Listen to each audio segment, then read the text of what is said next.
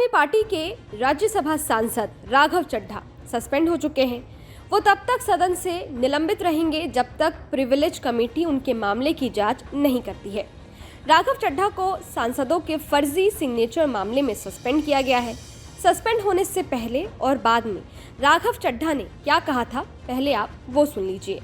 और मैं आज इस मंच से बीजेपी के नेताओं को चुनौती देता हूं कि वो कागज लेकर आए मेरे सामने। Show me that piece of paper जिसपे ये दस्तखत है। जब कोई दस्तखत है ही नहीं, जब सिग्नेचर होता ही नहीं, तो फर्जी सिग्नेचर की बात कहां से आ गई। मैं चुनौती देता हूं आज बीजेपी को। आप तो इतनी बड़ी पार्टी है, इतनी शक्तिशाली, इतनी ताकतवर सरकार है आपकी, वो कागज दिखाओ मुझे जहां पर हस्ताक्षर है। चुनौती देता हूं मैं आपको। अगर आप कह रहे हैं मैंने कोई कागज जमा किया है जिसमें गलत तरीके से किसी के साइन किए गए हैं, तो वो कागज लेकर आओ। मैं आपको चुनौती देता हूं आज। साथियों, मैं आपको आगे बताना चाहूंगा कि बीजेपी के अज्ञान का, उनके इग्नोरेंस का तो मेरे पास कोई इलाज नहीं है, लेकिन प्रोसेस ये होता है कि जब भी कोई विवादित कंट्रोवर्शियल बिल सदन के भीतर आता है तो एक समिति गठन की एक प्रक्रिया बताई गई है कि अगर कोई मेंबर चाहे कि इस बिल पर मतदान ना हो, इस बिल पर और चर्चा हो और इस बिल में क्या चेंजेस किए जाएं वो बताए जाएं, उसके लिए एक समिति का गठन किया जाता है। उस समिति में कुछ नाम प्रस्तावित किए जाते और जिस शख्स को उस समिति में नहीं रहना वो अपना नाम विड्रॉ कर लेता है। ये प्रपोजल है, ये प्रस्ताव है, किसी को जर जबरदस्ती नहीं बिठा दिया। मैं आपको एक बहुत सरल एग्जाम्पल के माध्यम से ये समझाना चाहूंगा और आप सब वो मेरी बात समझ जाएं। मान लीजिए कि मेरा जन्मदिन है, मैं अपनी जन्मदिन की दावत देता हूं, एक बर्थडे पार्टी आयोजित करता हूं।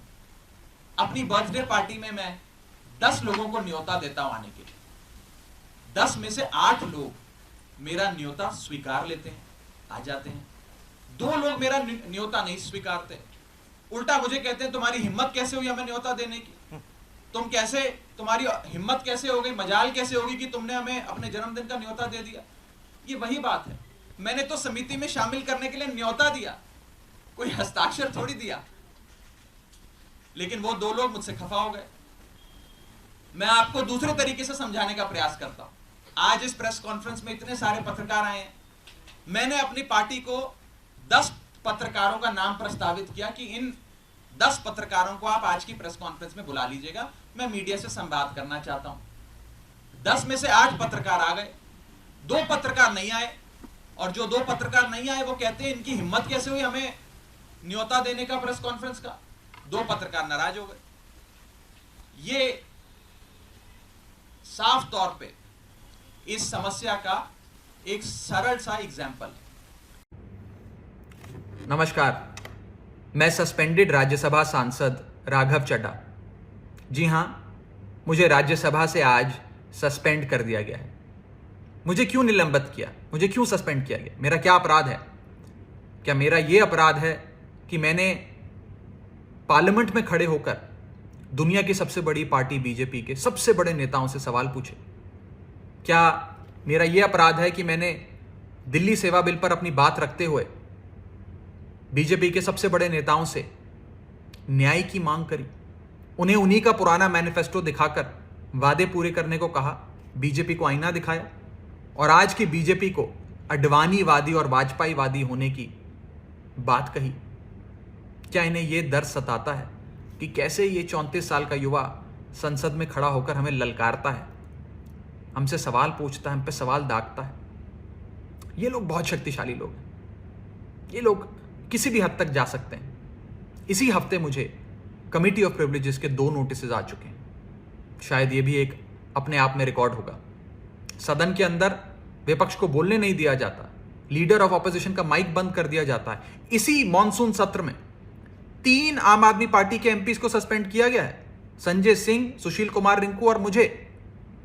पहली बार शायद भारत के इतिहास में देखा गया होगा कि लोकसभा में विपक्ष की जो सबसे बड़ी पार्टी होती है, जो इस समय कांग्रेस पार्टी है, उसके सदन के नेता को सस्पेंड कर दिया। यानी कि ये लोग चाहते हैं कि कोई भी आवाज ना उठाए, कोई भी इनसे सवाल ना पूछे, हर शख्स को सस्पेंड कर दो। मैं शहीद आजम भगत सिंह की धरती से आता हूं, पूरी मजबूती से, प्रिविलेज कमेटी के सामने अपना पक्ष रखूंगा, न्याय की मांग करूंगा। इस देश के कई बड़े नेताओं के खिलाफ प्रिविलेज कमेटी ने कार्रवाई करी। इंदिरा गांधी जी के खिलाफ करी, अटल बिहारी वाजपेयी साहब के खिलाफ करी, डॉक्टर मनमोहन सिंह के खिलाफ करी। मैं आपको बताना चाहता हूं कि बीजेपी के लोग जिस प्रकार से राहुल गांधी जी की सदस्यता ले सकते हैं, कल कोई आम आदमी पार्टी के किसी भी सांसद की सदस्यता भी रद्द कर सकते हैं। ये जो चाहे कर सकते हैं। और शायद मैं पहली बार ही ऐसा देख रहा हूंगा कि जो मनगढ़ंत आरोप बीजेपी लगा रही है और जिस अपराध के लिए मुझे दोषी कह रही है, वो तो अपराध कहीं रूल बुक में लिखा ही नहीं हुआ। मैं आपको साफ करना चाहूंगा कि बीजेपी के लोग ये कह रहे हैं कि मैंने कोई दस्तखत कर किसी सांसद के सदन में जमा करा दिए। मैं आपको सत्य बताना चाहूंगा। सत्य यह है कि किसी भी सांसद को एक समिति में नाम प्रस्तावित करने की छूट होती है। यानी कि मैं एक सिलेक्ट कमेटी के गठन के लिए कुछ सांसदों का, एमपीज का नाम सुझा सकता हूं, प्रस्तावित कर सकता हूं, प्रपोज कर सकता हूं। इसमें किसी सांसद की लिखित सहमति यानी कि रिटर्न कंसेंट या सिग्नेचर, हस्ताक्षर की, दस्तखत की जरूरत नहीं पड़ती है। आपको बस प्रस्तावित नाम देने होते हैं। और अगर किसी सांसद को आपत्ति है तो वो अपना नाम विड्रॉ कर सकता है।